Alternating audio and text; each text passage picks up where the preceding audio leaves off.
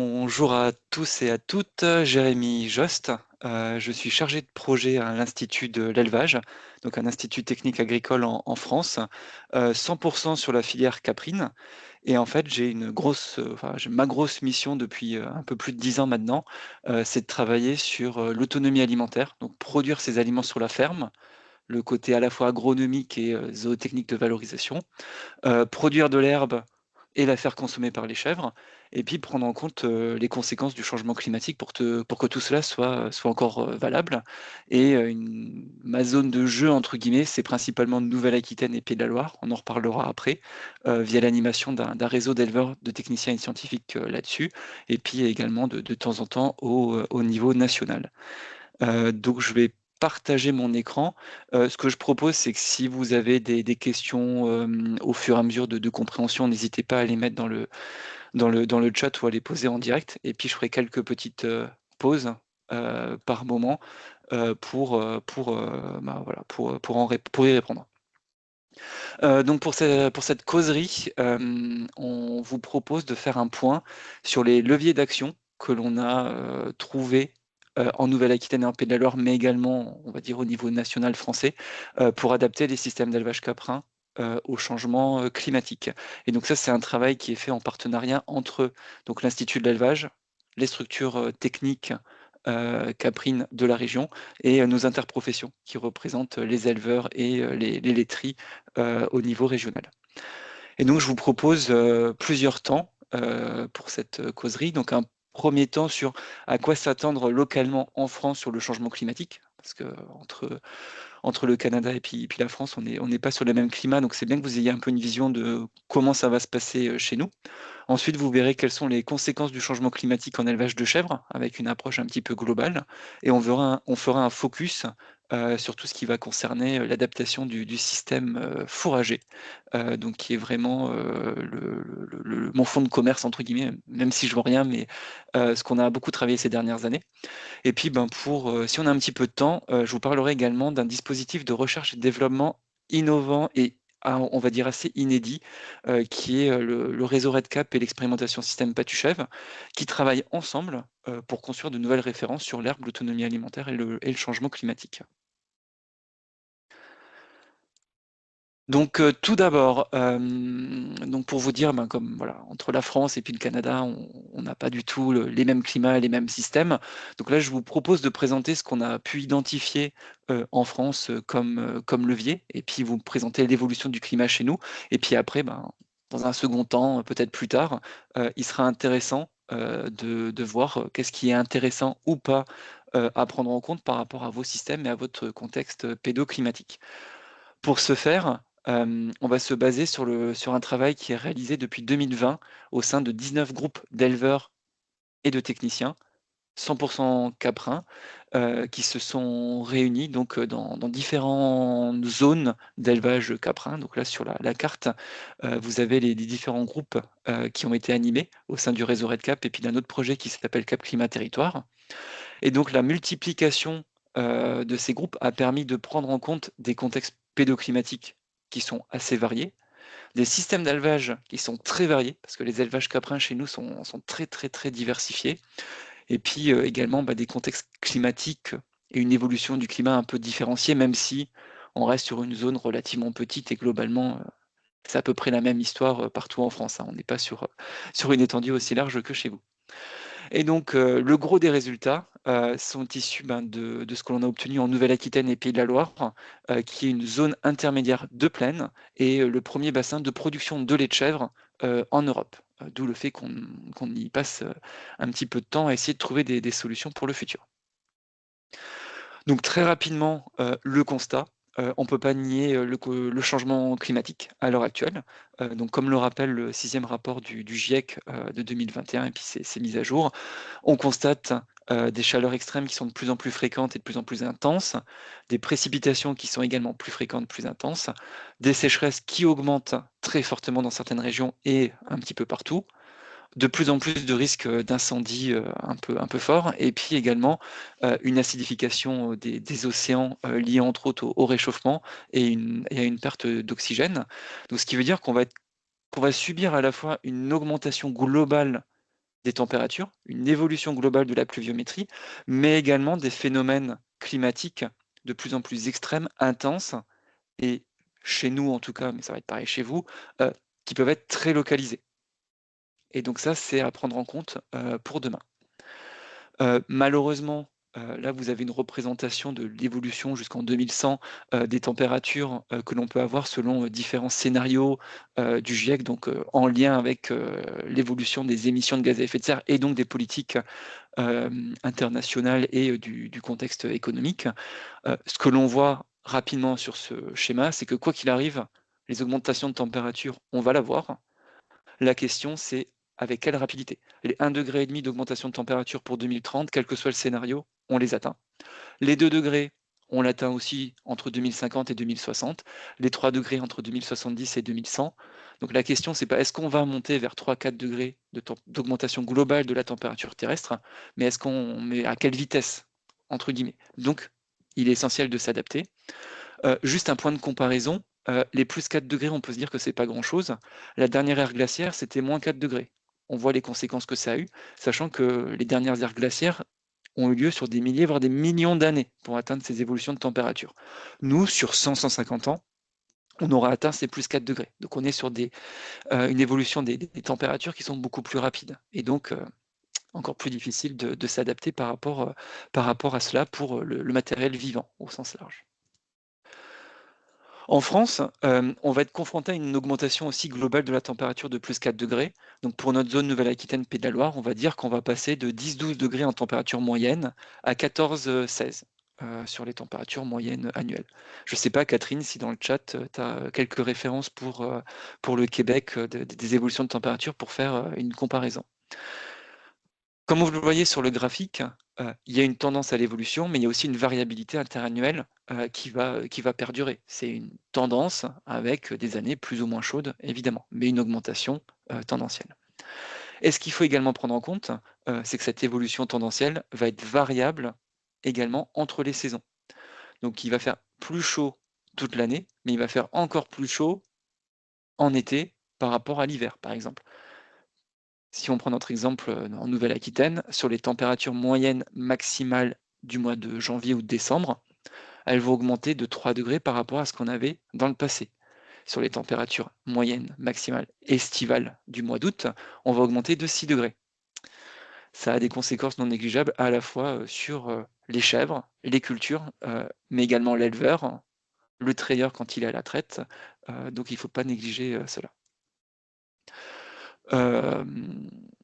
Dit autrement, donc une représentation que l'on fait régulièrement, c'est qu'on essaye de voir quelles seront, entre guillemets, les conditions météo de demain par rapport à ce qu'on a aujourd'hui. Et donc, par exemple, pour nous, sur Nouvelle-Aquitaine, Pays de la Loire, en 2100, on aura un climat comme on a actuellement sur le pourtour méditerranéen. Donc, en gros, on aura le climat de Marseille ou de Nice dans le Poitou. On va passer d'un climat, on va dire, océanique altéré à un climat méditerranéen, donc chaud et sec. C'est pas négligeable. Sur l'hiver, en termes de nombre de jours de gel, donc là, actuellement, on est autour de, allez, entre 5 et 10 jours de gel. C'est pas grand-chose par rapport à chez vous, je le conçois. Mais d'ici la fin du siècle, on aura au mieux entre 1 et 2 jours de gel par an, ce que l'on a déjà actuellement en Bretagne ou en Normandie, qui sont des zones très océaniques et où les gelées sont très rares. Ça va avoir des conséquences non négligeables sur la gestion des bioagresseurs, notamment sur les cultures, sur les fourrages, mais également par rapport aux maladies vectorielles, et donc tout ce qui va être acariens, moucherons, tiques et compagnie, qui subiront plus, entre guillemets, les conséquences des jours de gel qui sont quand même intéressants. Et sur la période estivale, et c'est là où ça va être le plus dur pour nous, c'est qu'on va avoir donc le climat de Marseille dans le futur, mais on aura surtout les étés de Marseille dans le futur. Et donc on va passer, on va dire, d'une 20-25 jours, non, une trentaine de jours où il faisait plus de 25 degrés sur la période estivale, à 80 jours de température chaude sur la période estivale. Et si on va plus loin sur les cartes que vous avez à l'instant à l'écran, ça représente le nombre de jours caniculaires Alors, une canicule chez nous, c'est des jours où il va faire plus de 35 degrés la journée et où la nuit, il fera toujours plus de 20 degrés aussi. Ça veut dire que nos organismes, humains et animaux, vont, sur plusieurs jours, assez rapidement souffrir. Et ben, on va passer de quelques jours de canicule en été à 18-20 jours. Ça veut dire quasiment un jour sur 2 en moyenne de canicule sur la période estivale.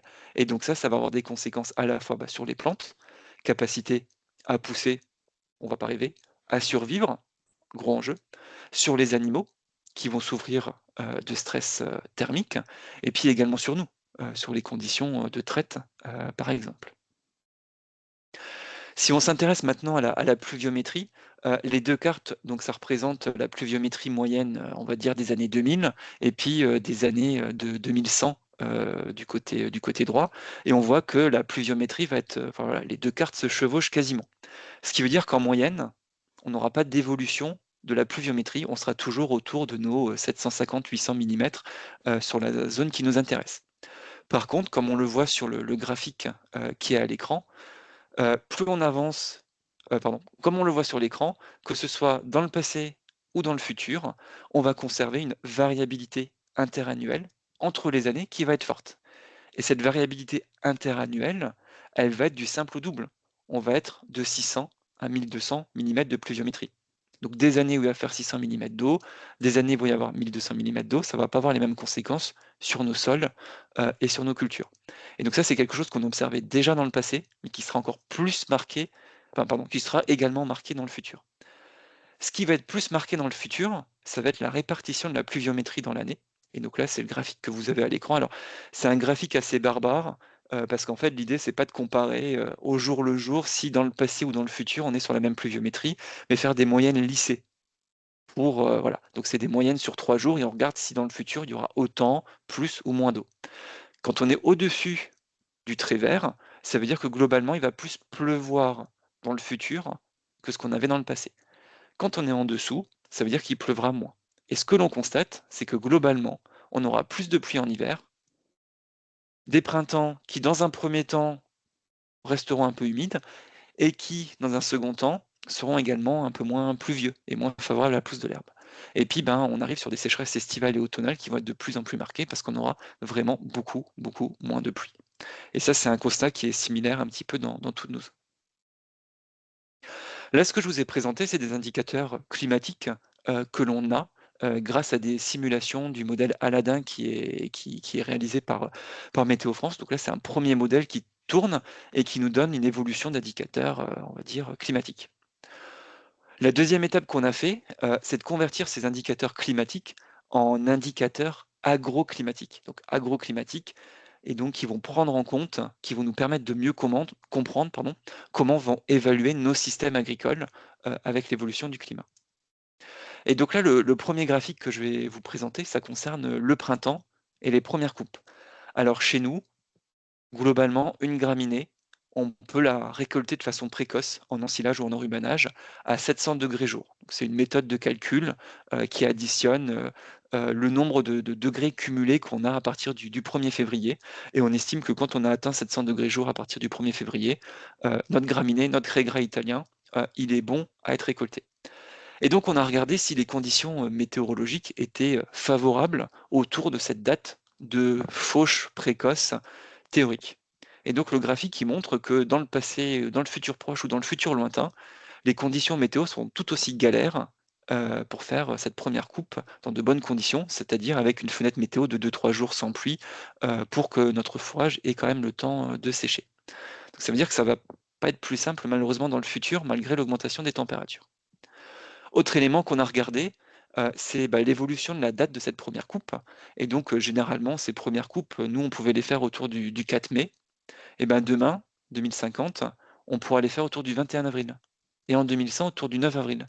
Ça veut dire qu'on va quasiment gagner un mois de précocité sur notre première coupe. Et donc, ben, on va être confronté à 2 éléments qui sont cumulatifs. C'est qu'on va avoir des conditions météo qui ne seront pas forcément plus simples pour avoir la fenêtre météo que l'on souhaite et en plus la durée du jour, parce que l'axe de la Terre, ne changeant pas et les durées du jour ne changeant pas, entre on va dire dans le futur à jour égal et ben, on aura 1 heure, 1 heure, même 1 heure 20 de jours en moins. Ça veut dire qu'on aura plus de nuits et donc une plus petite durée de séchage et une plus grande durée de reprise d'humidité. Donc ça sera vraiment beaucoup plus galère demain de faire nos premières coupes précoces. Ces premières coupes précoces sont, on en reparlera après, un enjeu très fort pour nous, pour, avoir un fourrage riche et de qualité à donner aux chèvres et surtout, faire nos, 2e voire 3e coupes avant la période estivale. Et donc pour faire le lien avec la période estivale, c'est le graphique que vous avez représenté ici, qui dresse le bilan hydrique, que l'on a dans le futur. Le bilan hydrique est défini comme, la différence entre le cumul de précipitations et l'évapotranspiration par les plantes. Ça veut dire, la perte d'humidité par la plante et par le sol. Et donc, ben, plus ce déficit hydrique, est marqué, plus le sol sera entre guillemets, n'aura pas la capacité à faire pousser la plante et surtout plus la capacité des plantes à repousser, rapidement, après les pluies de fin d'été sera, mis en péril, puisque, bah, le sol, il va d'abord devoir se réhumidifier avant que les racines puissent pouvoir, entre guillemets «consommer l'eau». Et donc on voit que nos déficits hydriques sur la période estivale vont quasiment doubler d'ici la fin du siècle. Donc ça veut dire qu'il va falloir avoir des fourragères qui ont la capacité, un, de survivre à ce déficit hydrique et de 2, à repartir en végétation, suite aux pluies, de fin d'été. Donc, en tout et pour tout, notre méthodologie permet de calculer une vingtaine d'indicateurs agroclimatiques qui permettent de traduire les conséquences du changement climatique sur les cultures annuelles et fourragères, mais également sur les animaux. Donc c'est ce que je vous ai présenté sur le déficit hydrique, les gelées, donc en lien avec la pluviométrie et les températures. Ça prend également en compte l'importance du sol et la capacité d'avoir une fenêtre météo pour faire des récoltes. Ça prend également en compte l'évolution du début des piaisons, de la mise à l'herbe possible des chèvres, donc des stades phénologiques de nos fourragères et des cultures.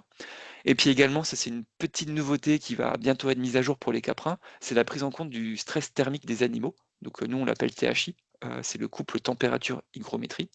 On a des références en bovin depuis une dizaine d'années et en caprin, les références sont en cours d'acquisition pour voir, en fonction de la température et de l'humidité que l'on prévoit, si les animaux vont être en bien-être, en moyennement bien-être ou en mal-être.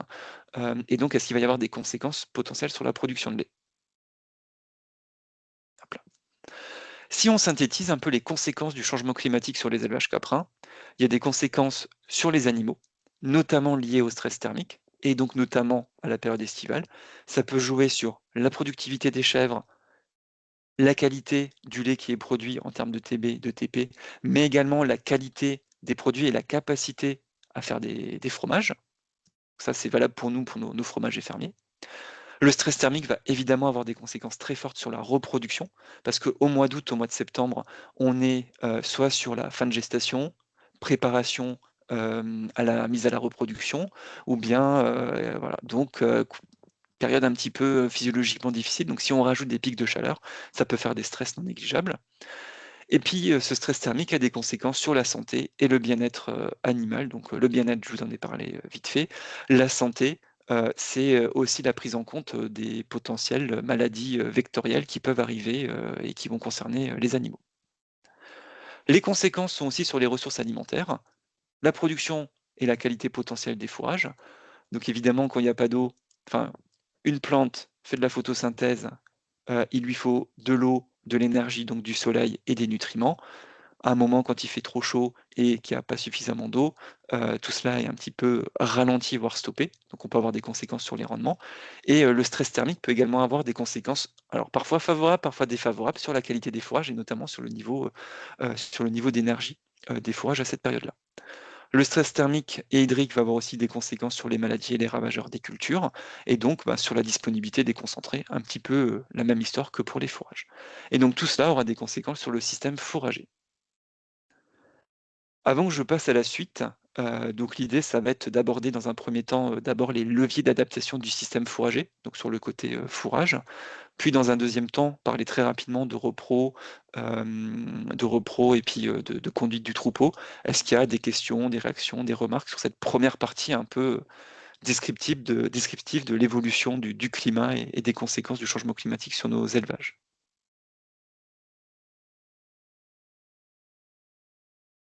N'hésitez pas à lever votre main là, pour que je puisse activer vos micros là, au besoin là, aussi. Il n'y a pas de problème. J'ai partagé les prévisions pour le Québec là, dans le chat aussi, si jamais.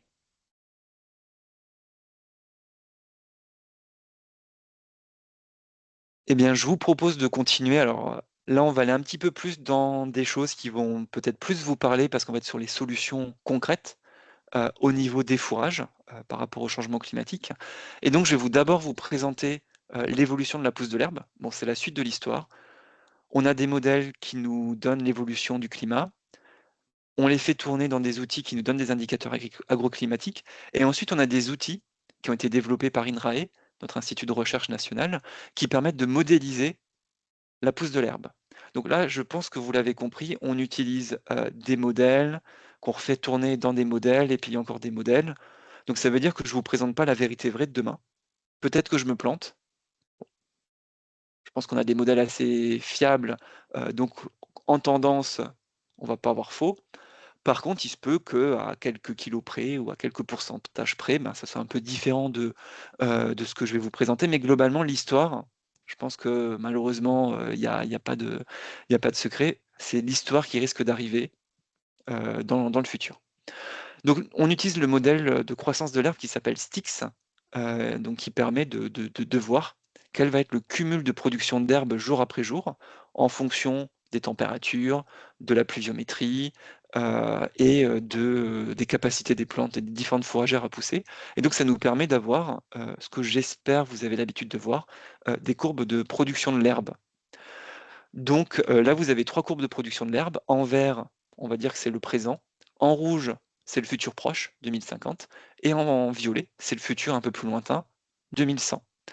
Donc la courbe représente la croissance quotidienne de l'herbe en kilos de matière sèche par hectare et par jour, ce qui fait que le volume, pardon, l'air, pas que je me trompe d'un point de vue mathématique, l'air sous la courbe représente le rendement de nos prairies.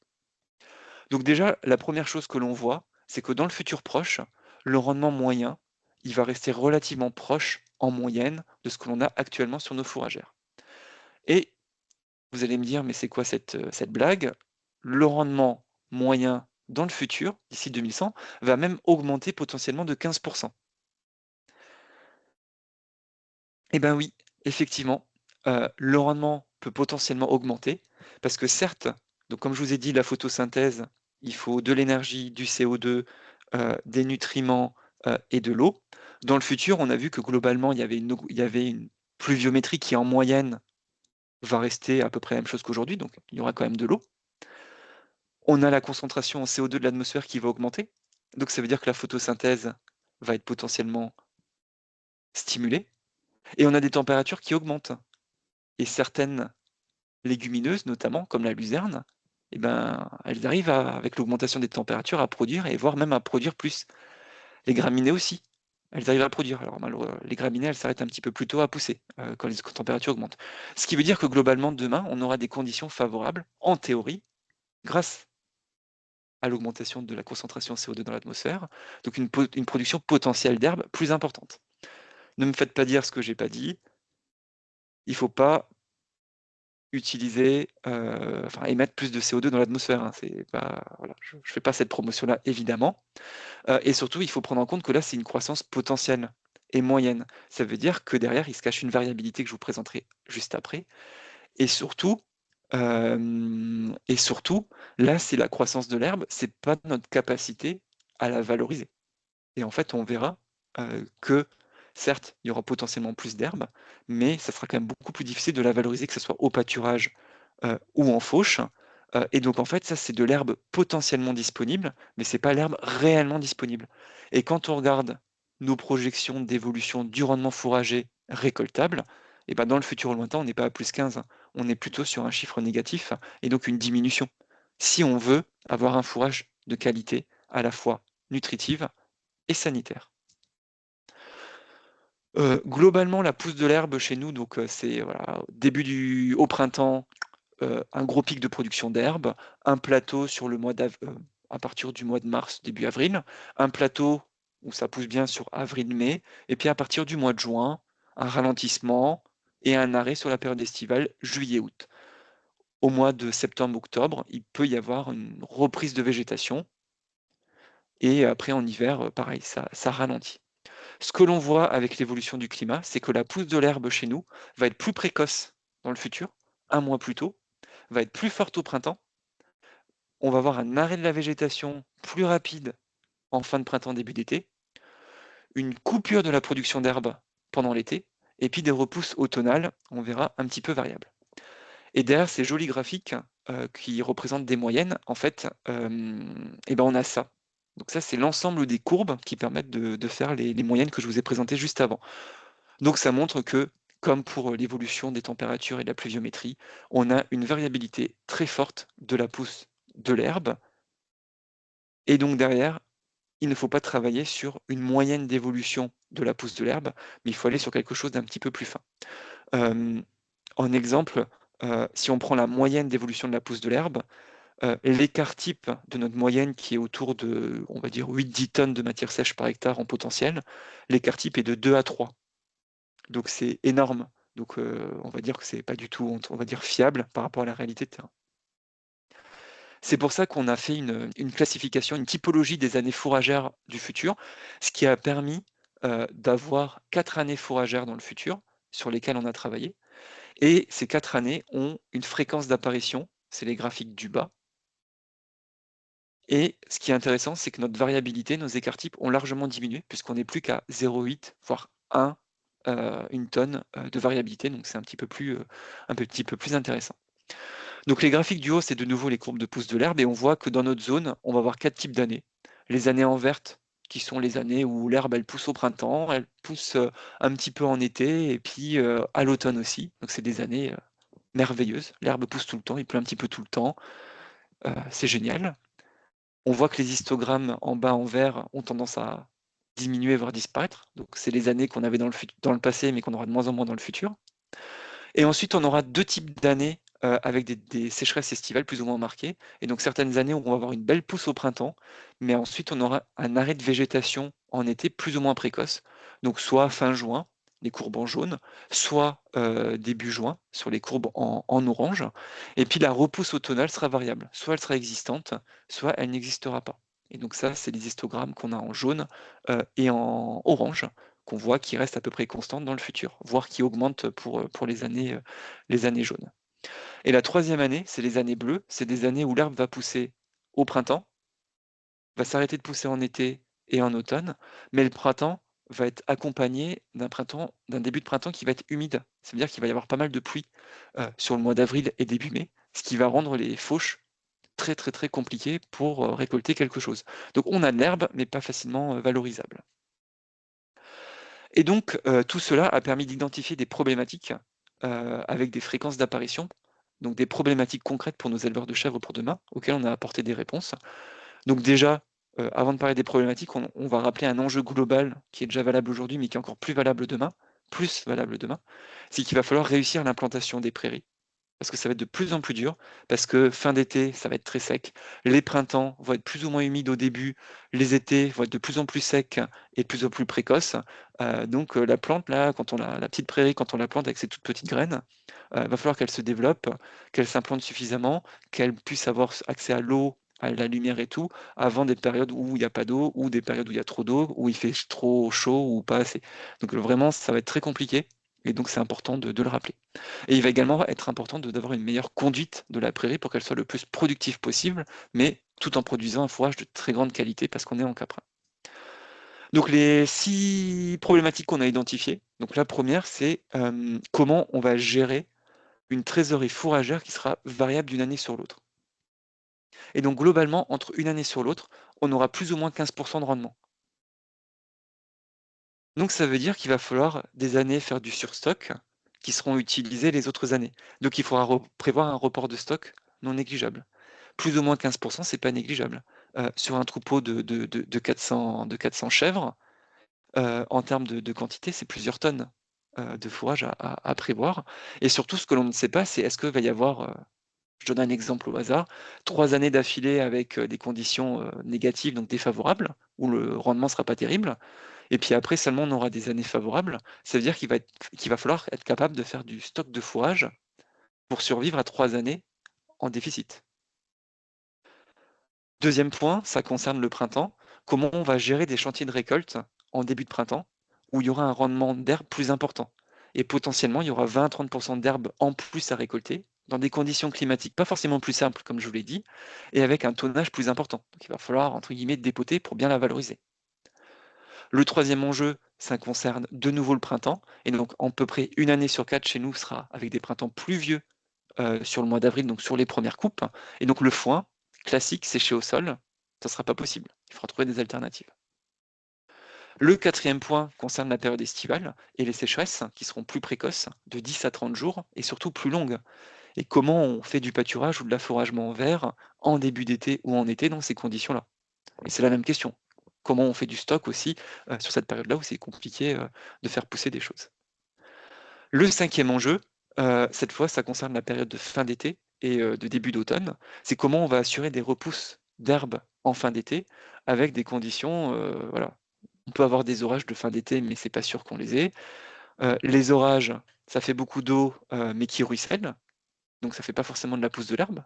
Le sol ne va pas être en capacité de capter 60 millimètres de pluie sur 2 heures. Et ça risque d'arriver 7 à 9 années sur 10. Ça veut dire que notre herbe d'automne va être de plus en plus, va être de moins en moins une ressource, malheureusement, valorisable. Et puis le sixième point, c'est comment on va gérer une hydromorphie et d'un côté, donc des années où nos prairies seront, et nos cultures seront sous l'eau, entre guillemets, et puis d'autres années où l'herbe, avec les hivers plus doux et plus humides, va continuer à pousser, sera disponible, mais nous, nos chèvres globalement, à cette période-là, soit elles sont en tarissement, soit elles sont en mise bas, donc elles n'ont pas d'effort besoin, on va pas les sortir parce qu'il fait trop froid, donc c'est une herbe qui va être difficile à gérer. Et donc je vous propose de reprendre, les différents enjeux que je vous ai cités, enfin problématiques que je vous ai citées précédemment et me faire le porte-parole là des 10 groupes d'éleveurs, qu'on a mobilisés sur Nouvelle-Aquitaine et Pays de la Loire. Donc là, c'est des éleveurs qui représentent une diversité de systèmes, de contextes pédoclimatiques et qui ont essayé de réfléchir à des solutions.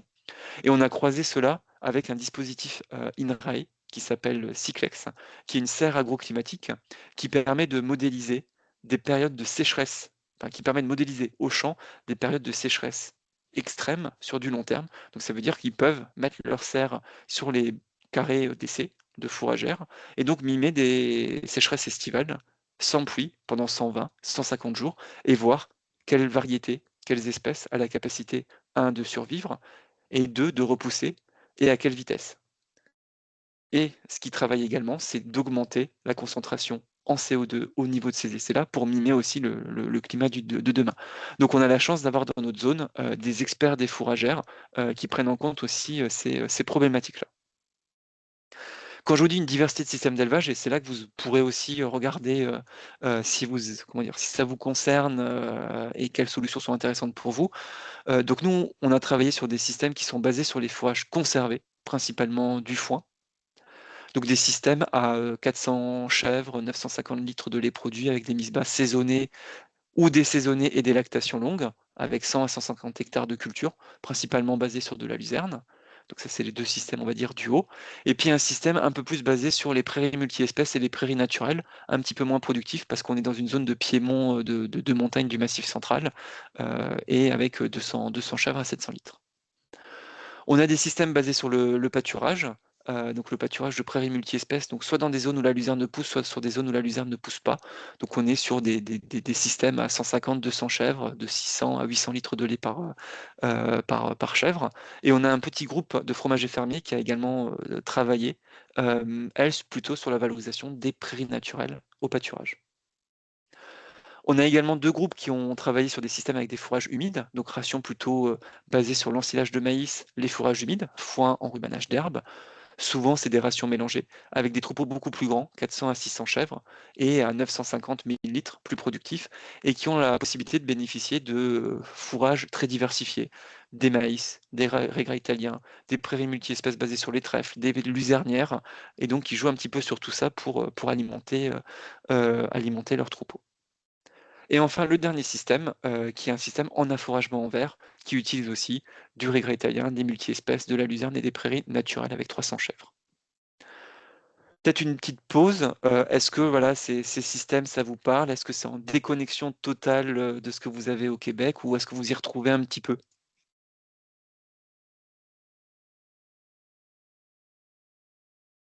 Juste pour affouragement en verre au Québec, on voit vraiment pas ça, là. D'accord. Ça existe pas, là. C'est sûr qu'on a plusieurs quand même producteurs qui utilisent les pâturages. Il y en a beaucoup qui utilisent l'ensilage, au niveau de l'ensilage d'herbe. Je sais pas s'il y en a d'autres qui veulent apporter des précisions, s'il y avait des questions. Quand tu dis ensilage, Catherine, là, c'est vraiment comme genre la balle ronde enrobée, là, pas nécessairement en silo. Non, non, c'est ça, enrobé, là. C'est bon. Bon, c'est plus le premier modèle, je pense, en général, là. Tu veux dire le premier modèle en ballon enrobé ou plus le premier qu'il a parlé là, tout à l'heure là, avec Non, le non, non, fourrage? dans l'image qui est là, le OK, premier qui est sorti, là. OK.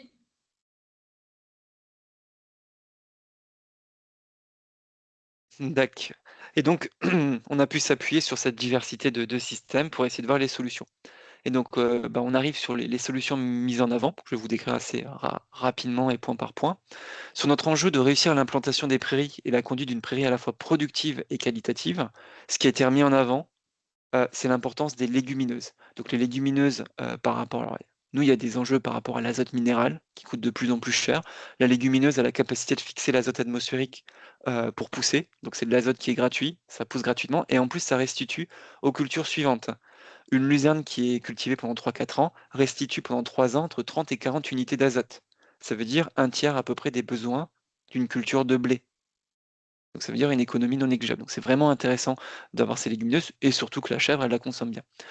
Donc c'est de rappeler que c'est important d'avoir des légumineuses et notamment la luzerne, parce que la luzerne, elle a un intérêt très fort, c'est qu'elle va avoir une capacité à pousser, on va dire, jusqu'à 40 degrés de température.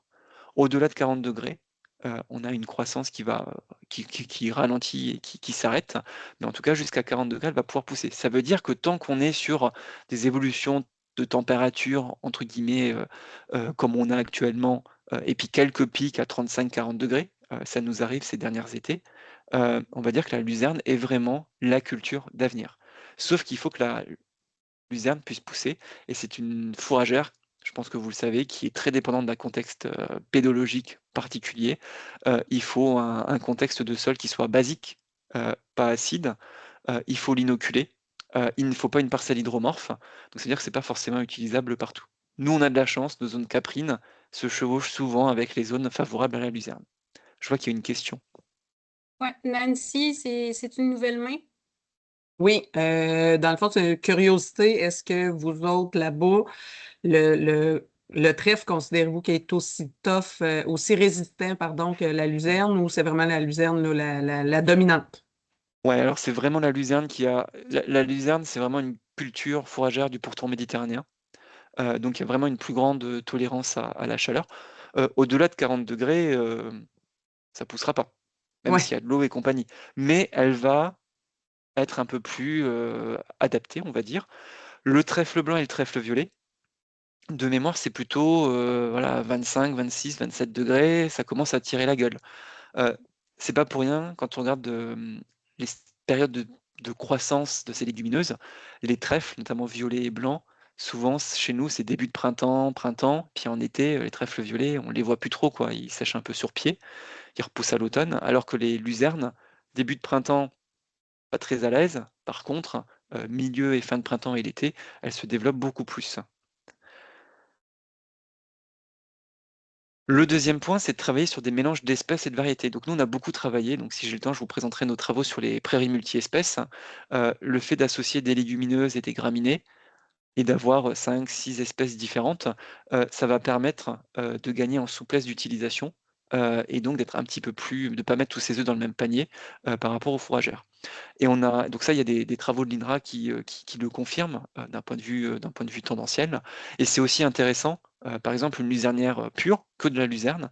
La luzerne, c'est une plante qui pousse en pivot, et qui fait un pied, qui se multiplie pas, et qui ne se fait pas des stolons, donc qui peut pas remplir les trous.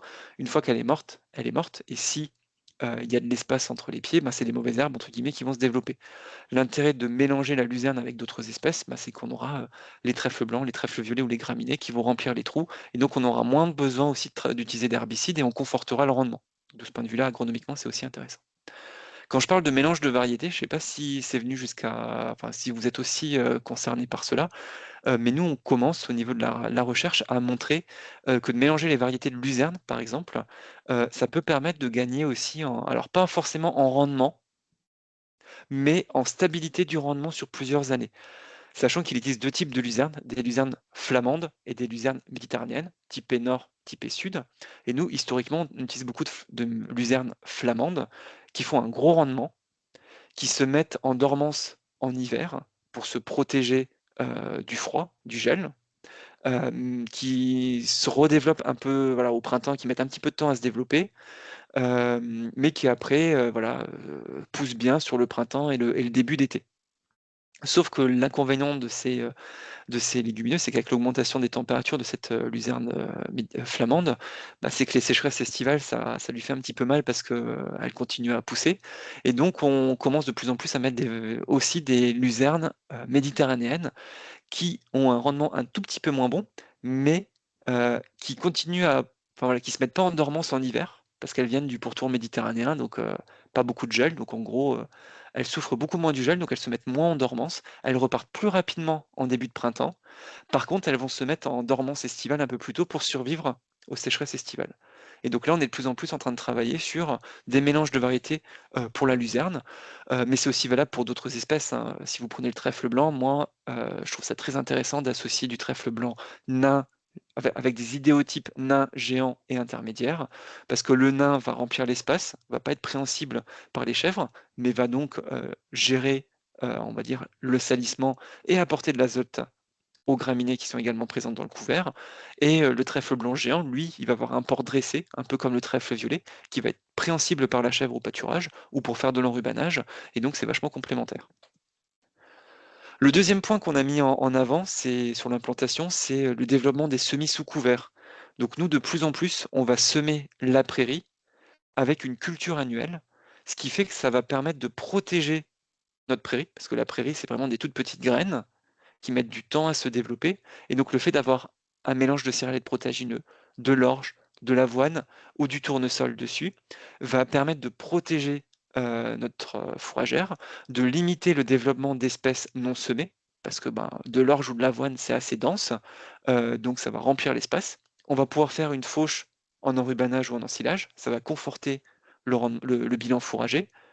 C'est une fauche qui va être très précoce et qui va donner au printemps de la lumière à la prairie, qui se sera tranquillement implantée pendant l'hiver, qui n'aura pas trop subi, entre guillemets, le froid, vu qu'elle sera protégée par le couvert, et qui va pouvoir s'exprimer sur le printemps et se développer très rapidement et être un petit peu plus fort. On a des résultats d'essais qui montrent que les prairies sont mieux implantées sous couvert. Et donc, ça peut être, quand je mets le tournesol, c'est par exemple les prairies de luzerne qui peuvent être faits chez nous sous tournesol. Et ça fait que ça va protéger la luzerne pendant la période estivale. Elle subira un petit peu moins le chaud direct du soleil. Et après les moissons de septembre du tournesol, la luzerne s'implantera bien. L'autre point, donc ça concerne la luzerne, c'est les semis de printemps. Donc nous, ça fait 15-20 ans. Alors, il y a 30 ans, la luzerne se semait toujours au printemps. Puis il y a eu la mode des semis à l'automne. Donc nous, l'automne, c'est fin août, début septembre. La luzerne chez nous, alors la luzerne, c'est une fourragère de jours longs. Donc il faut la planter quand les jours vont être croissants.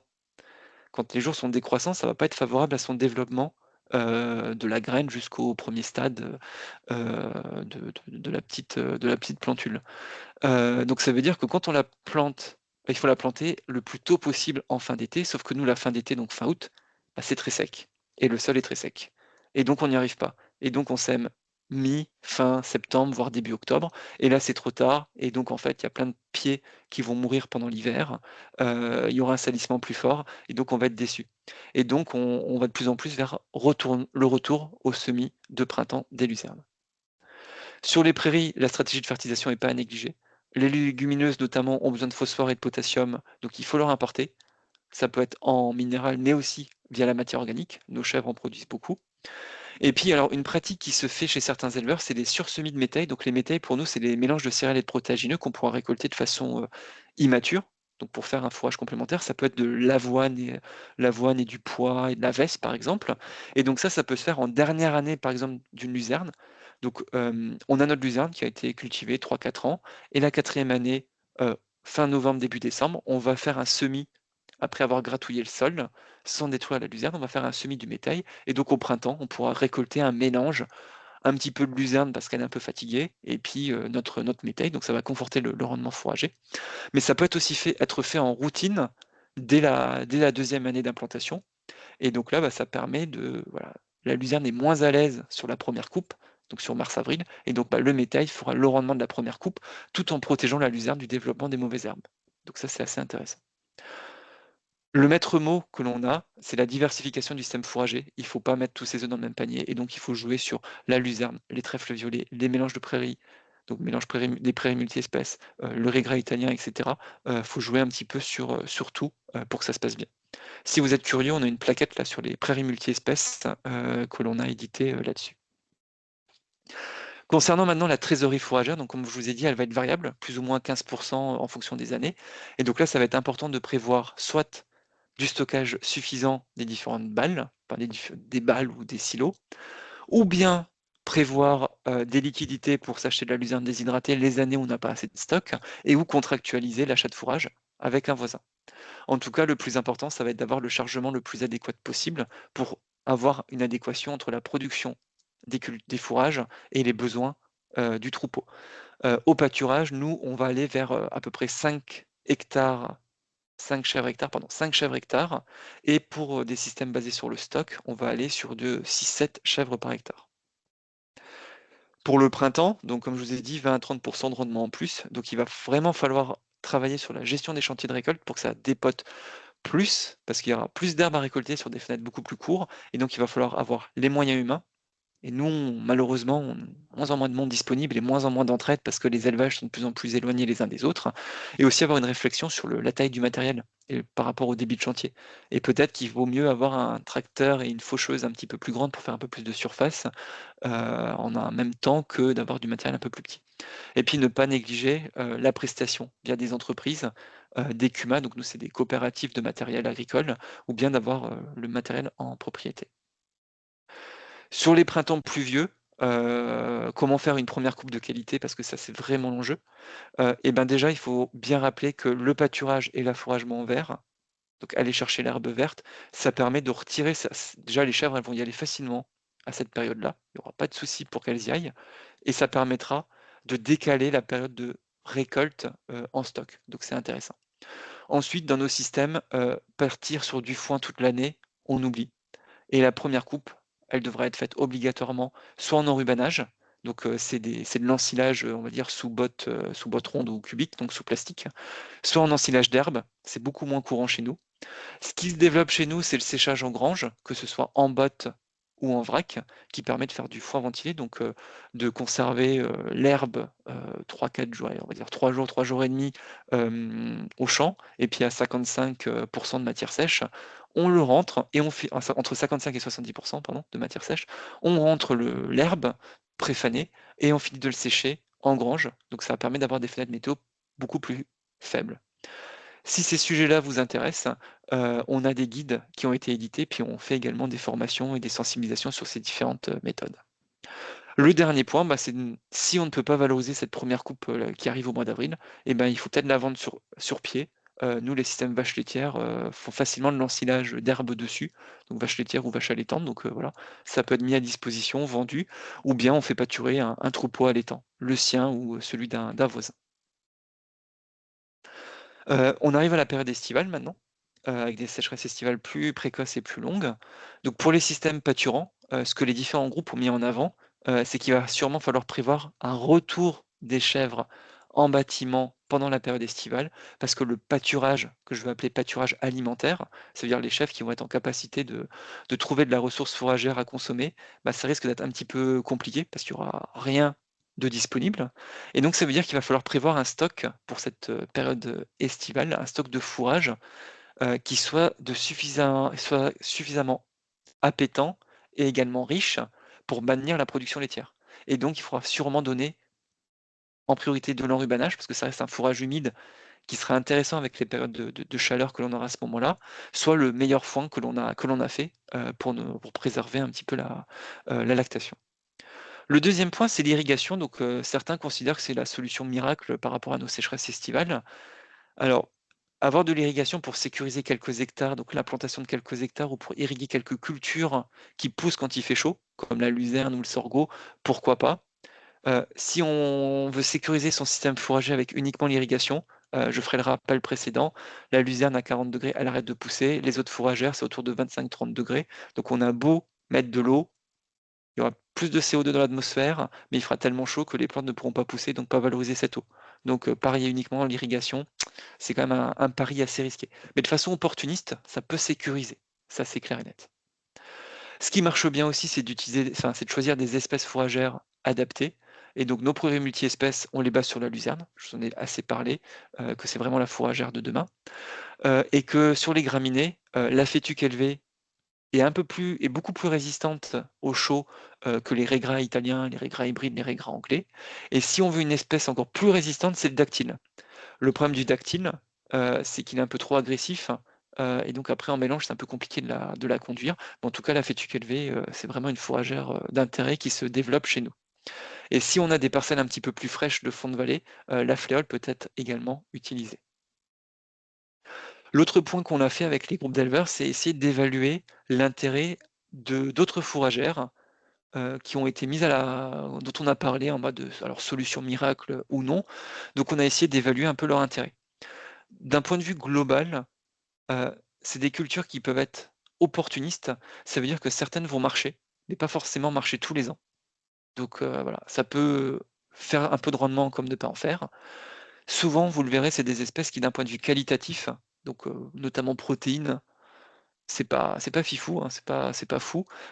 Donc voilà, pour nos chefs qui ont des forts besoins, c'est pas forcément le plus adéquat.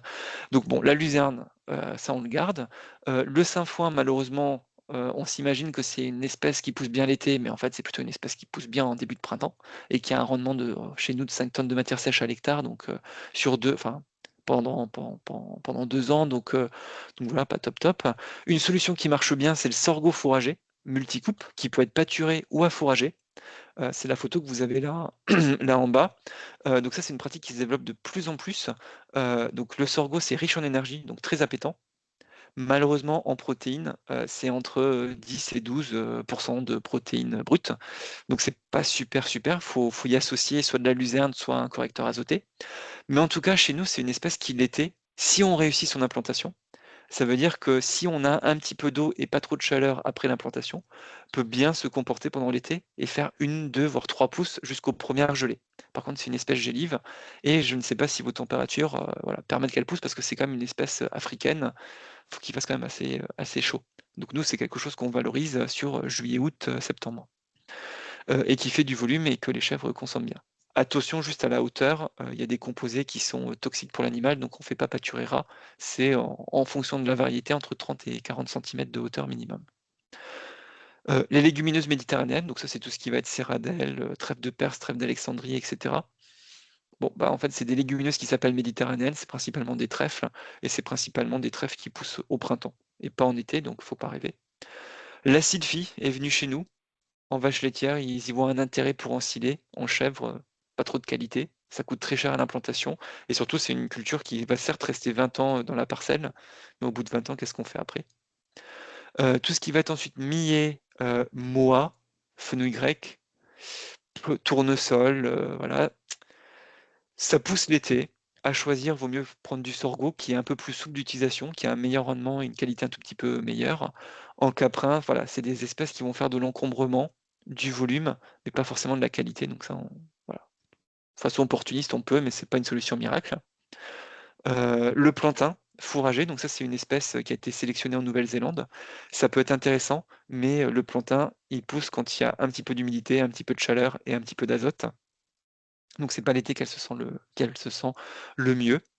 Et nous, on a voilà, le lotier. On pense qu'il y a quelque chose à faire, mais il y a un travail de sélection génétique à faire là-dessus. Donc voilà, vous l'avez compris, on a pas mal de fourragères, enfin, on a beaucoup de fourragères disponibles, mais en fait, si on résume, la sélection fourragère est assez limitée, en tout cas chez nous en France. Et on va dire que sur la trentaine de fourragères disponibles, il y en a moins de 10 qui sont sélectionnées et donc qui sont intéressantes. Et quand on regarde celles qui sont intéressantes en été, bah, ça se réduit encore plus. La photo que vous avez en bas, on a également travaillé sur le pâturage de ressources ligneuses, que ce soit des haies ou des arbres. Et donc, on a pu montrer que du pâturage, par exemple, de mûrier blanc peut être intéressant. Bon, après, un pied de mûrier blanc, c'est la ration d'une chèvre pour un jour. Donc, la ressource ligneuse, c'est une ressource complémentaire pour la période estivale. Mais voilà, d'un point de vue surface, voilà, c'est dans des contextes, on va dire, assez particuliers. Et donc là, je vous reparle vite fait là, de l'unité de recherche sur les prairies et les plantes fourragères là, qui est basée en France et qui travaille là-dessus. C'est un super dispositif qui a des résultats intéressants à la fois sur de l'écophysiologie végétale des fourragères, mais également sur la sélection variétale. Donc voilà, ça c'est assez intéressant et on bénéficie de ce matériel-là. Donc si on résume, les principales adaptations pour le changement climatique, déjà c'est la diminution du chargement et donc être en adéquation entre le potentiel de production de l'herbe et donc regarder les projections d'évolution de la pousse de l'herbe et les besoins du troupeau. Donc en système pâturant, 4 à 6 chèvres par hectare de SFP, en système stock, 6 à 8 chèvres par hectare de SFP.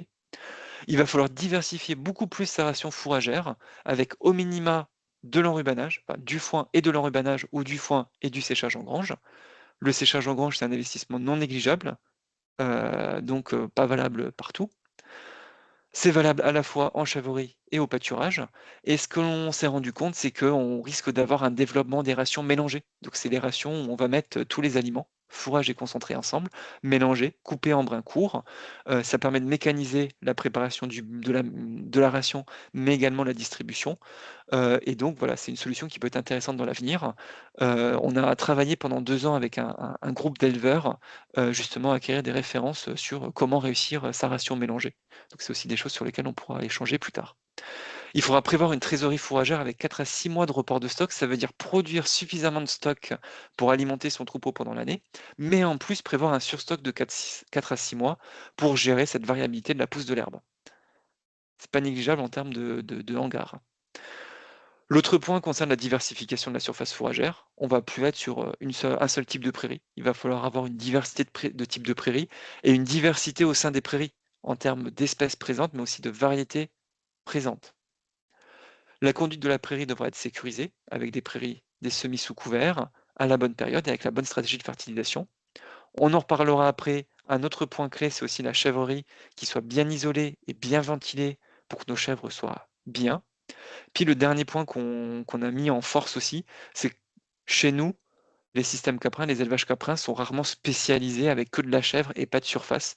On est toujours sur des troupeaux de chèvres associés à des fourrages, à des prairies, à des cultures annuelles et parfois également à des bovins allaitants, donc de la polyculture élevage. Et ça, c'est vraiment une source de sécurisation de nos systèmes et encore plus avec le changement climatique.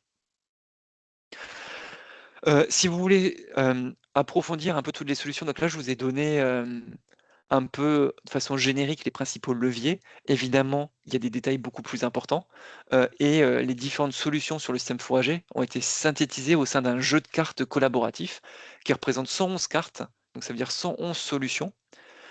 Évidemment, les 111 solutions ne sont pas pertinentes pour tous les élevages. Voilà, c'est les solutions existantes. Il faut voir lesquelles sont adaptées à son système et à son contexte. Mais en tout cas, on a trouvé 111 solutions. Et donc ça, c'est un jeu de cartes qui peut être utilisé en formation, en sensibilisation, pour essayer de voir quels sont les leviers intéressants à mobiliser. Donc voilà, donc ça c'est disponible en ligne. On l'a utilisé nous avec des éleveurs, des techniciens, mais également des apprenants. Ça permet de discuter. Il y a également des informations techniques sur les cartes, le renvoi vers des références pour approfondir, tout comme ce qu'il y a sur la plateforme interactive, la Geniali, qui est à l'écran. Et aussi pour votre information, on a réalisé l'année dernière des podcasts courts qui rappellent un petit peu les différents leviers d'adaptation du système Caprin au changement climatique. Donc, c'est des podcasts de 10 à 15 minutes avec nos experts qui nous présentent un petit peu ce qui est faisable. Donc, tout ça est disponible sur le site internet du réseau RedCap, sur Deezer, sur Spotify, sur SoundCloud, pour pouvoir l'écouter en autonomie dans son tracteur ou dans sa voiture. Voilà pour le point système fourrager. Est-ce qu'il y a des réactions, des remarques, des questions avant de passer à la suite? Oui, bonjour, Catherine Michaud. Je vais allumer ma caméra, tiens, je vais dire bonjour en même temps. Agronome, je me demandais, vous avez l'air de penser que la luzerne peut être un bon type d'herbe à implanter. Par contre, la luzerne n'est-elle pas difficile à sécher quand on a juste 2, 3 jours devant nous parce qu'il y a de la pluie qui s'en vient? Est-ce qu'il ne faudrait pas l'adapter aussi à un type de récolte, à de l'enrubanage par exemple, ou à un séchage à l'intérieur parce que justement c'est Ouais. plus long? Alors, la luzerne, c'est la fourragère miracle, mais qui pousse pas partout déjà. Ça veut dire que nous, on a des éleveurs qui sont sur des sols plutôt acides, plutôt hydromorphes, où il faudrait mettre. Alors, quand c'est hydromorphe, on oublie. La luzerne, les pieds dans l'eau, elle va Oui, pas oui, se ça c'est ça certain, va oui. disparaître très vite, donc ça va coûter cher pour pas grand-chose. Mhm. Sur les sols acides, on peut corriger en apportant de la chaux ou en corrigeant le pH. À quel coût? Donc ça aussi, ça a pesé. Donc ça veut dire que la luzerne est une solution intéressante, mais c'est pas la solution miracle partout. Et parfois, il faudra continuer à avoir des trèfles. Et donc derrière, ça veut dire la ressource estivale, avec des prairies et de l'herbe, ça sera plus compliqué. Sur la question par rapport au mode de récolte et de séchage, effectivement, sécher de la luzerne en 2, 3 jours, Mm. à part en plein été, et ça risque de sécher trop vite et on risque de perdre les feuilles, c'est compliqué. Ce qui est intéressant avec la luzerne, c'est qu'on peut faire de l'enrubanage. Et donc ça va permettre de limiter la perte des feuilles, et c'est les feuilles où il y a la protéine. Donc ça, c'est assez intéressant. Et donc là, la luzerne, elle est relativement bien adaptée à faire de l'enrubanage, même si c'est pas aussi facile qu'avec un raigra italien ou une graminée, parce que pour faire de l'enrubanage, il faut des fermentations et donc il faut de l'énergie, et la luzerne est un petit peu plus faible en énergie. Donc ça se fait, de l'enrubanage de luzerne. Certains rajoutent désolé, j'ai un trou, pas des correcteurs, mais soit des Des- acides, soit Ouais, ouais, des acides. voilà, justement pour que la fermentation se fasse mieux. Donc voilà, ça c'est une possibilité. Ensuite, ouais, du séchage en grange ou du séchage en botte. Donc finir le séchage à l'intérieur, c'est une autre solution. Et c'est un peu ce que je vous ai dit, le système où tout se passe à l'extérieur pour produire ces bottes de foin, malheureusement dans l'avenir, ça va être de plus en plus limité, notamment pour les premières coupes. On va dire chez nous. Nous, au mois de mai, au mois de juin, on peut faire un foin séché au sol classiquement, hein, ça va le faire. Par contre, sur avril, début mai, ça va être plus compliqué. Donc, il faudra soit faire de l'enrubanage, soit du séchage en grange, ce qui amène un surcoût de mécanisation donc pour l'enrubanage, ou d'investissement pour le séchage en botte ou en grange. Un séchage en botte, chez nous, c'est pour un troupeau de chèvres, de 250 chèvres, c'est de mémoire 150 000, 200 000 euros d'investissement. Pour un séchage en vrac, c'est 250 à 300 000 euros. Il faut l'amortir après, même si ça Mhm. nous fait de la qualité. Puis merci, mais j'ai une dernière question. Vous parlez aussi une des solutions, c'est d'utiliser une diversité de types de prairies. Donc, euh, non seulement des prairies multi-espèces, mais peut-être diversifier aussi les espaces qu'on a. Mais comment est-ce qu'on gère à ce moment-là la ration totale?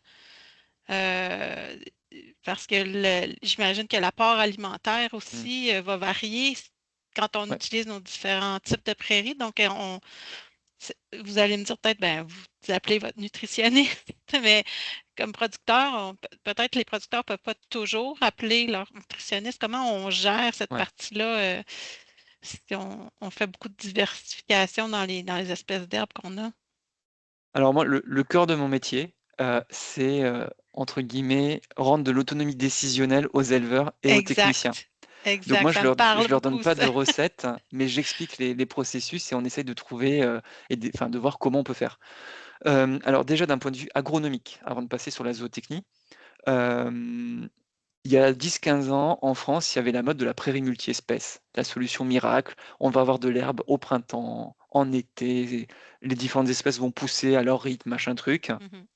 Nous, on a fait des essais, multi-sites pendant plusieurs années, on s'est rendu compte qu'une chose, c'est que ça marche, mais en théorie. Et donc, dans la vraie vie, ce qu'on voit et ce qui se développe, c'est des mélanges prairies ou des prairies pour le début de printemps et le milieu de printemps, plutôt riches en graminées et en trèfle chez nous. Donc en gros, c'est des raigras hybrides, de la fétuque élevée, du raigras anglais, du trèfle blanc, du trèfle violet, éventuellement du trèfle hybride. Et puis après, on aura des prairies multi-espèces ou des luzernes plutôt pour milieu de printemps et l'été. Donc là, plutôt riche en fétuque élevée, en luzerne. Donc déjà, ça fait différentes prairies à gérer qu'on n'utilisera pas au même moment. Donc ça veut dire qu'il faut déjà gérer un parcellaire. Et puis si on veut continuer le pâturage en été, il faudra du sorgho. Enfin voilà, donc ça veut dire on complexifie, ça va être beaucoup plus délicat. Et donc derrière, ça veut dire qu'on on va valoriser certaines prairies plus ou moins tôt. Donc voilà, donc premier point, il y a ça qui complexifie. D'un point de vue alimentaire, euh, enfin, mon objectif, c'est de faire en sorte que le maximum de fourrage récolté soit de bonne qualité. Donc on va sensibiliser sur les stades de récolte. C'est le nerf de la guerre, hein. Il faut récolter le plus tôt possible, hein. Quand il y a des épis ou des fleurs, il n'y a pas de valeur, c'est pas mangé, c'est pas appétant, ça sert à rien. Il faut y aller vraiment à un stade feuillu. Donc ça, on rabâche ça. Et derrière, ça c'est la théorie, mais il faut avoir la fenêtre météo pour le faire.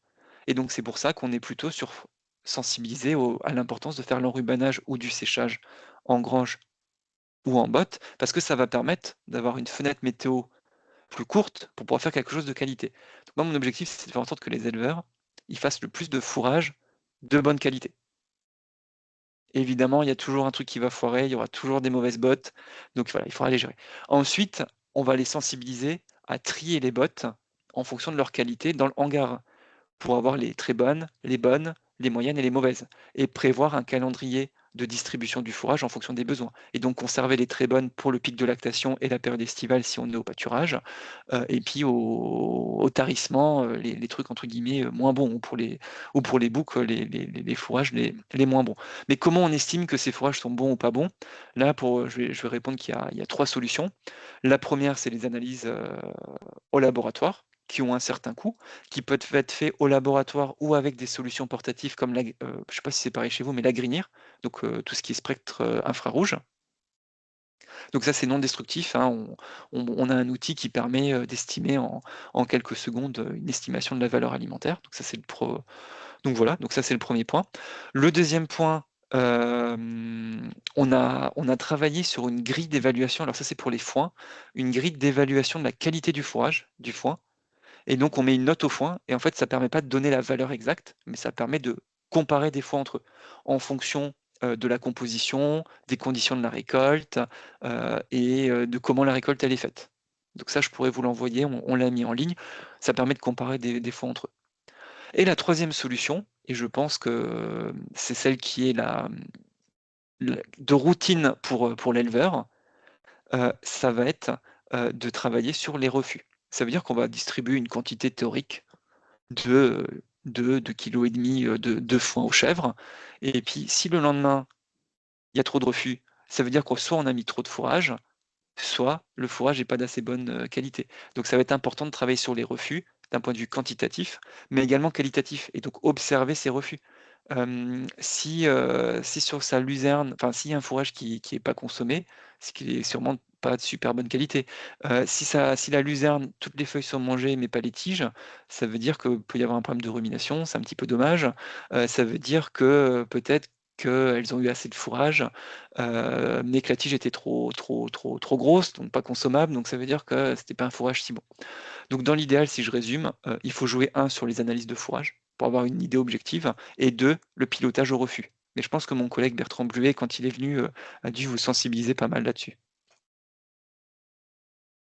C'est bon, mais merci beaucoup. C'est super intéressant. Puis si on pouvait avoir un exemplaire du jeu de cartes aussi, ça serait peut-être un bon exercice à faire quand on a des journées en présentiel avec nos éleveurs pour Bah, faire le, des ateliers. le jeu de cartes, il est disponible en ligne. Là, quand Ah, vous OK, on peut récupérez le le PowerPoint, télécharger. il y a Super. le lien, il est mis à disposition. Ouais, je vous ai pas remis l'image, mais il est mis à disposition. Donc il y a 111 cartes à découper. Et puis ensuite, il y a la notice. Et franchement, pour l'avoir utilisé, c'est vraiment sympa. Et l'idée, c'est pas d'avoir quelque chose de descendant, mais chacun partage son expérience. Et puis il y a quelques petits trucs, documents techniques à aller voir en complément si on a besoin. Et ça permet de trier aussi sur les leviers d'un point de vue faisabilité, rapidité de mise en œuvre, et puis aussi sur l'approche coût, parce que c'est Oui, important. Donc ouais, ça c'est un super jeu. Au besoin, on pourra refaire une petite présentation formation si c'est nécessaire. super, merci beaucoup. Si j'ai encore quelques minutes, je peux faire quelques diapos sur les autres conséquences du changement climatique sur le système d'élevage. Ouais. Oui. Donc là, on va surtout parler de stress thermique en fait, donc la période estivale. Les pics de chaleur vont avoir des conséquences non négligeables sur les animaux. Donc là, vous avez un schéma qui résume un petit peu toutes les conséquences sur les chèvres, les chevrettes et les boucs. Donc alors sur le foie, sur le rein, sur le comportement, sur les poumons, sur le cœur, sur le rumen, enfin voilà, les effets physiologiques sont assez forts et on a un risque de déshydratation et d'acidose qui augmente quand il fait vraiment très chaud. Donc il faut une stratégie d'adaptation, évidemment, pour que les animaux, entre guillemets, souffrent le moins possible. Parce que d'un point de vue bien-être animal, c'est pas top non plus. D'un point de vue gestion de l'alimentation, on risque d'avoir une baisse de l'ingestion. C'est comme nous, hein, quand il fait très chaud, on a un peu moins envie de manger. Donc il va falloir travailler, peut-être envisager de changer les horaires de distribution des repas pour avoir une distribution quand il fait un peu moins chaud. Peut-être avoir une répartition de la distribution un peu différente dans la journée, mettre un peu moins de concentré pour qu'il y ait plus de fourrage qui soit consommé, et on va favoriser les fourrages humides qui seront un peu plus ingestibles et qui apporteront de l'eau et un petit peu de fraîcheur entre guillemets. Donc voilà un petit peu. Le deuxième point, c'est sur l'accès à l'eau. Il faut que les chèvres, elles boivent, enfin les animaux boivent encore plus, et donc il faut vraiment avoir des abreuvoirs accessibles et qui fonctionnent. Et là, vous avez la consommation d'eau, on va dire moyenne, 4 à 6 litres par kilo de lait produit à 25 degrés, 6 à 8 litres par kilo de lait produit. Pardon, non, c'est d'ingérer, non, c'est d'ingérer de matière sèche, donc à multiplier grosso modo par 3 quand il fait 30 degrés. Donc ça veut dire qu'il faut avoir de l'eau en quantité suffisante et de qualité suffisante en été. Moi je le dis, c'est que bon, souvent on est sur le réseau, donc ça pose pas trop de soucis. Si on a un débit suffisant, c'est quand il y a des forages, voilà, il faut avoir de l'eau sanitairement assez bonne, même en été quand les nappes sont un petit peu plus basses. Et donc derrière, comme j'ai dit, il faut des fourrages très riches, très appétants pour la période estivale. Et puis continuer le pâturage en été, c'est pas évident. Les conséquences d'un point de vue physio, au-delà du côté alimentaire, sont aussi très fortes sur la reproduction. Donc sur le schéma que vous avez en bas, vous avez de représenter pour des chèvres en avance de saison, en contre-saison précoce ou tardive, la période estivale, donc juillet, août, septembre, quand est-ce que c'est? Et donc comme je vous l'ai dit tout à l'heure, soit on est en période de reproduction, soit de prépa de reproduction, soit de fin de gestation, soit de mise bas. Donc une période physiologiquement un petit peu rude. Et donc si on ajoute à cela des températures élevées, il peut y avoir des conséquences non négligeables, sachant qu'on sait que les températures qui augmentent, ça diminue les taux d'hormones, donc moins de chaleur, moins d'ovocytes d'embryons, fécondité qui diminue, et donc plus de pertes embryonnaires. Et que chez le bouc, ça a aussi des conséquences sur la quantité et la qualité des semences, et puis le nombre de spermatozoïdes anormaux qui va augmenter, et une perte de libido. Donc derrière, voilà, sur la physiologie de la reproduction, s'il fait chaud, sur août-septembre notamment, ça peut être un petit peu rude. C'est pour ça qu'il va falloir avoir des stratégies d'adaptation de la conduite de la reproduction. Et donc si on fait des chantiers d'insémination, il faudra peut-être mieux le faire tôt le matin, donc on évite l'après-midi quand il fait vraiment chaud. On fait en sorte qu'il y ait le moins de temps d'attente possible, qu'on soit pas, enfin voilà, il ne faut pas faire le chantier d'insémination quand le fumier est très haut parce que ça dégage aussi de la chaleur, donc il faut mieux avoir curé un petit peu avant. Et si on est sur des signes naturels, il faudra peut-être mettre un petit peu plus de bouc pour que ça se passe bien. Et donc là, vous avez là, les ratios de bouc à prévoir en fonction de la période de repro. Et donc derrière, là, ça va être dur de faire en sorte que les chèvres et les boucs soient dans des bonnes conditions, sauf si on adapte son bâtiment. Et donc là, l'enjeu, ça va être de gérer l'inconfort thermique en adaptant son bâtiment d'élevage.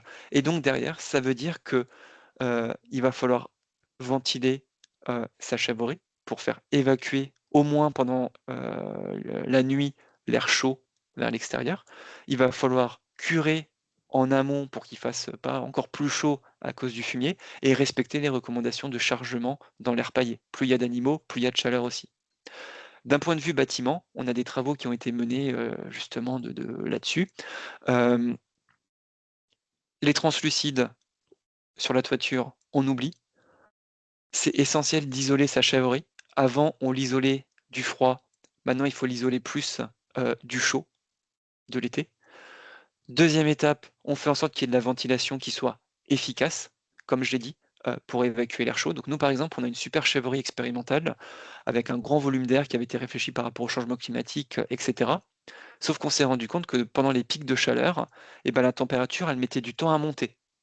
Donc il y avait de la latence. Mais au bout de plusieurs jours où il faisait vraiment très chaud, bah, la température, elle augmentait.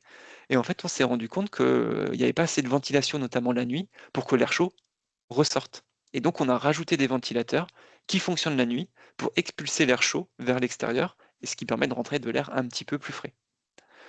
La brumisation, c'est pas la priorité, parce que de l'air chaud et humide, effet tropical, c'est pas trop la chèvre. Donc là, les risques de mal-être des chèvres et puis de problèmes respiratoires sont plus forts. Donc la brumisation dans la chèvrerie, c'est pas forcément la plus grande solution à mettre en avant. Par contre, tout ce qui va être végétalisation par l'extérieur, pour faire de l'ombre ou pour recouvrir les façades, ça sera intéressant pour qu'il y ait moins pour que l'énergie du soleil ne soit pas captée par les matériaux, mais par les plantes, et que ça évite que la chèvrerie, entre guillemets, elle chauffe. Et puis pourquoi pas avoir des accès extérieurs. Enfin, si on a des accès extérieurs, pensez qu'une aire d'exercice extérieur en plein cagnard, les chèvres n'iront pas. Donc il faut de l'ombre. Donc il faut penser aménagement paysager avec des arbres, etc. Donc voilà, on a des documents sur la conception des bâtiments, ne pas hésiter à aller les voir si ça vous intéresse, et puis sur les aires d'exercice. Pour la fromagerie, je ne sais pas si vous avez beaucoup de fromagers chez vous, mais pour la fromagerie, c'est aussi important d'avoir une température qui va être le plus constante possible, quelles que soient les saisons. Et donc chez nous, les éleveurs, ils ont énormément travaillé sur l'isolation de leur fromagerie pour maintenir, même en été, des températures, on va dire, adéquates pour que la techno-fromagère n'avance pas trop vite, et puis couplé à de la climatisation pour maintenir la température adéquate dans la frome. Ça va vraiment être le nerf de la guerre. Je suis passé assez vite sur ces thématiques-là, parce que moi, c'est des thématiques que j'appréhende d'un point de vue un peu systémique, un peu global. Mais si vous êtes intéressé, on a des experts à l'Institut de l'élevage, donc sur le bâtiment d'élevage de chèvres et les fortes chaleurs, avec Morgane Lambert et puis Christophe Béalu. Sur la fromagerie, c'est Sabrina Reynaud. Et puis sur la reproduction, la conduite du troupeau, donc Bertrand Bluet, que vous connaissez déjà, mais il y a aussi Fabrice Bidan et Alice Faté sur la reproduction. Donc ça peut être des ressources complémentaires intéressantes. Voilà. Et donc je vous remercie. J'en ai fini avec cette partie sur les leviers d'adaptation au changement climatique. Sachez que sur le site internet du réseau REDCap, qui est affiché à l'écran, vous avez différentes fiches qui représentent pour chacun des systèmes étudiés, mais aussi en synthèse, tous les leviers d'adaptation au changement climatique. Et vous retrouverez également sur ce site internet beaucoup de références sur la valorisation de l'herbe au sens large, de la production à la récolte, et également sur tout ce qui est autonomie alimentaire. Donc produire ces aliments sur la ferme et les distribuer aux techniciens. Et sachez qu'on a mis en place une organisation qui est donc le réseau REDCap, qui est une organisation collective qui est portée par les éleveurs et les laiteries, avec l'appui de toutes nos structures de recherche, de formation et de conseil pour voilà, collectivement apporter des réponses à nos éleveurs.